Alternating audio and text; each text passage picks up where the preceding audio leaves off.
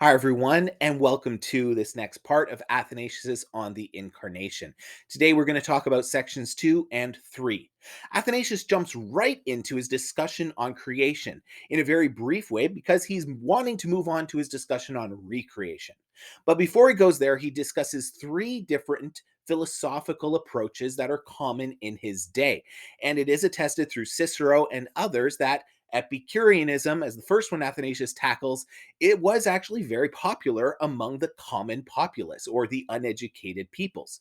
And so Athanasius's summary, if you're familiar with Epicureanism like I am, uh, he doesn't do a good job of summarizing it, but I think he's really summarizing dealing with the pop versions, what the common person on the street would believe. So the main problem there is the lack of divine providence. That's the main takeaway that Athanasius is attacking.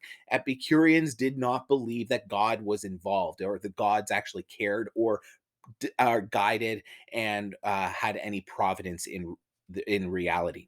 Platonism is the second one he attacks. Now, he specifically targets Plato, not Platonism, because I think he's actually thinking of Plato's book, the Timaeus, wherein Plato discusses the doctrine of creation. Now, Athanasius talks about Plato's demiurge or demiurgos. As the one who is the ultimate creator. Now, again, this is probably just the pop understanding, the common understanding of how Plato described things. And so, for the demiurge for Plato was just the shaper and craftsman, not the origin of everything. And of course, this is problematic. The third group is Gnostics, and they claim that God the Father wasn't the creator, rather, God the Father created a creator, and so on. And so, of course, that's problematic.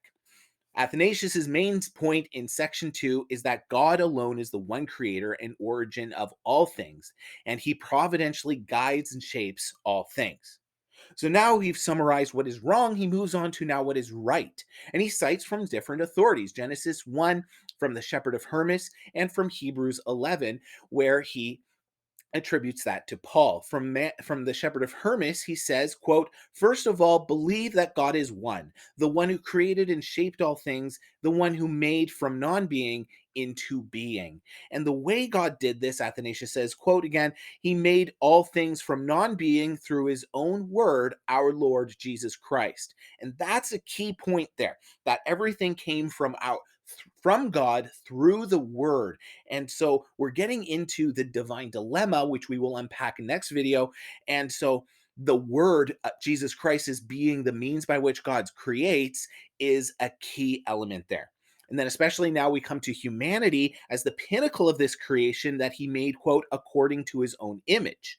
Now, this image, Athanasius connects to rationality. As he says, quote, "Becoming rational, they might be able to remain in blessedness, living the true life and being this of the saints in paradise." That life in paradise, rationality, existing to contemplate and dwell with God.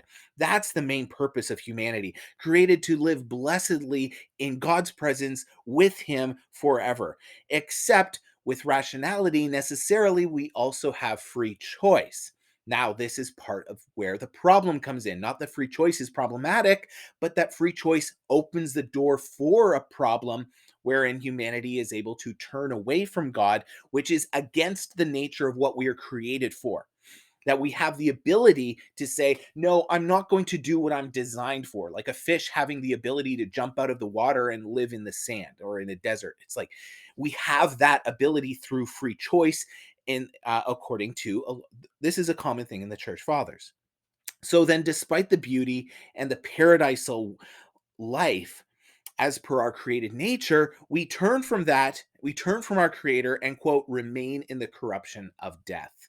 And therein leads into the divine dilemma that we will unpack next time. Thank you.